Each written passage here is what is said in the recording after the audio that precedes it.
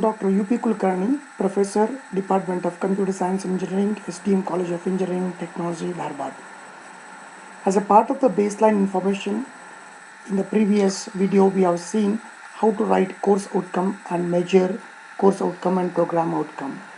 In this session, we'll see how to map course outcome to the program outcome at different levels, that is substantial, moderate and slight, and also we'll try to see how the program articulation that's given to be done as per the self-assessment report. These are all things that we have seen in the earlier video. I'll skip this. It is generic information, defining outcomes, features of course outcome, methodology, examples. Now this is the one, very important thing that we would like to see in this session. Course outcome, it's mapping to program outcome and program specific outcome. In this example, the program outcomes are numbered from 1 to 12. Program specific outcomes are numbered from 13 to 16. Before we get into this mapping, let's have a look into what exactly is a curriculum mapping, why it is required, what are the program outcomes.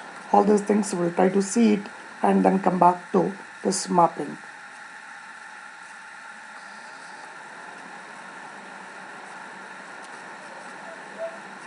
Curriculum mapping.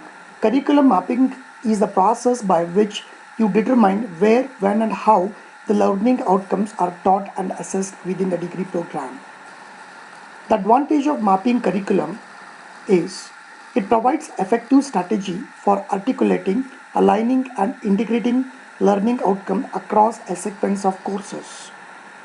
It communicates to students, instructor, administrator and external stakeholder how student learning outcomes are achieved within a degree program. Stimulates curriculum reforms by highlighting high impact teaching and learning practices and revealing gaps and redundancies in the curriculum. How do we map a curriculum? Work as a team involving all members of the department. Curriculum mapping cannot be completed by an individual. Gather information about course level outcomes from all the core and option courses in your plan. Determine which course lead to each plan level outcome. Often several courses will lead to a single plan level outcome with increasing level of sophistication, that is introduced level, reinforced level and master skill or knowledge level. You can develop your own chart to map the curriculum. All these things are required as a part of the self-assessment report where we need to develop a program articulation matrix. Here you'll find the different courses and its mapping to different program. The meaning of this is that all these program outcomes, how they are being realized through different courses and at different levels. This basically is being used for two things. One is the program articulation matrix for various analysis as a part of the curriculum design, and also to identify the extent to which the compliance of curriculum for attaining the POs and PSOs. Now let's look into the details. The correlation level in mapping, we use three levels. One is substantial,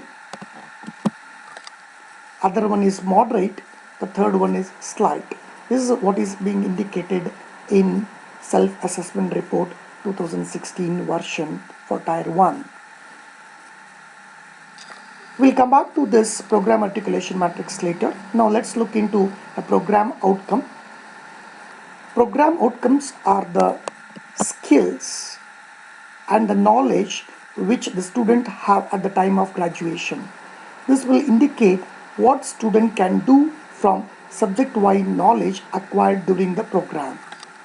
There are 12 program outcomes defined by NBA. We need to use it as it is, and 2 to 4 program specific outcomes that every program can define based on their expertise, their capabilities and all.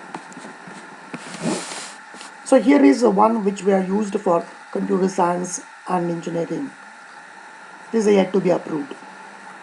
Now, using this program specific outcome, now let's look into that. The program specific outcome, first one is system inception and operation. Second one in this is system construction, right? Third one is system testing and deployment. The fourth one is quality and maintenance. So the program outcome number 13, we look into conceptualizing the software hardware system components and process procedure through requirement analysis, modeling, design of the system using various architectural design patterns, standard notation, procedures and algorithm. Program outcome number 14, it focuses on implementing the system procedure and process using the state-of-the-art technology, standard tools and programming paradigm. Program outcome number 15, it includes verification and validation of system procedures and process using various testing and verification techniques and tools.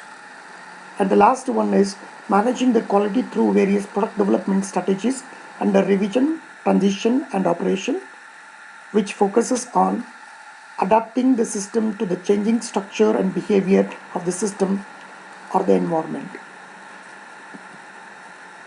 The 1 to 12 program outcome, they are defined by the National Board of Accreditation. We are using as it is. Now let's look into the course object-oriented modeling and design, which we are teaching this semester.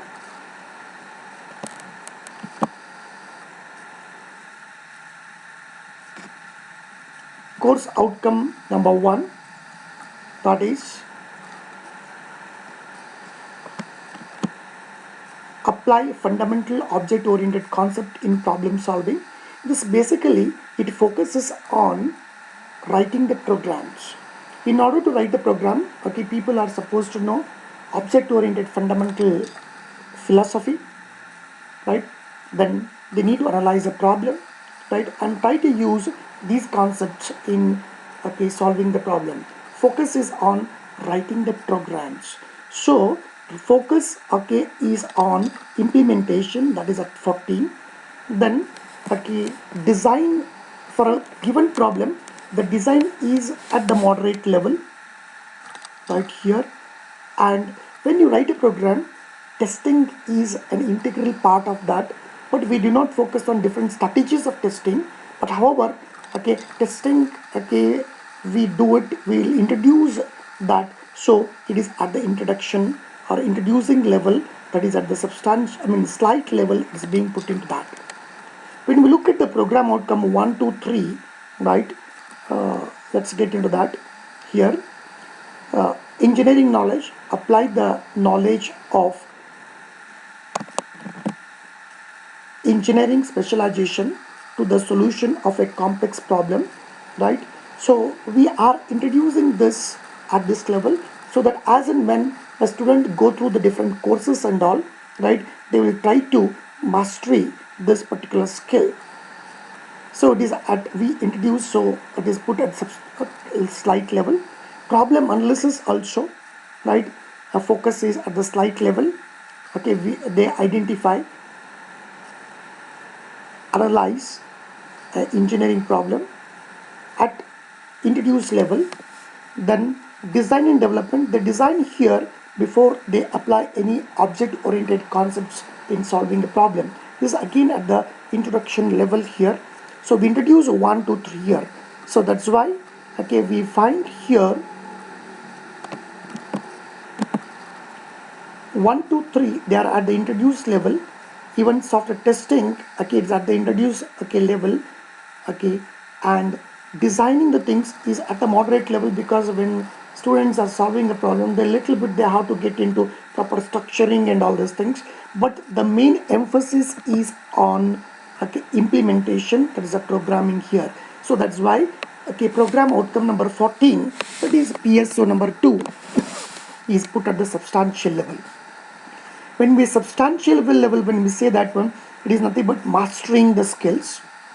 Then moderate level, it is something reinforcing, strengthening whatever the knowledge we got it. and when we say slide, okay, we are introducing that particular capability, okay, at that level. Now similarly, okay, we try to look into the text whatever they have put in course outcome here, right, and try to look into the statements of all the program outcome, and we try to see that one they go hand in hand. Based on that, okay, we try to put map all the course outcome to all possible concerned program outcome at different levels, that is substantial, then moderate and slight. We need to use our wisdom in arriving at this. Now let's look at that as a course outcome. How, as a course, how do it maps to the different program outcomes? Here is a course articulation matrix. Here is a course articulation matrix, right? You'll find these are the different course outcome. There are different statements here, and okay, here they map to either level 3, level 2, level 1, and here, right, we take an average. It means that this particular course as a whole course, it is contributing to the realization of program outcome number 1, okay, equal to the average of all these things. So this is what is the format given in self-assessment report. Using this concept, okay, we try to put this row in the syllabus. See here, this particular thing.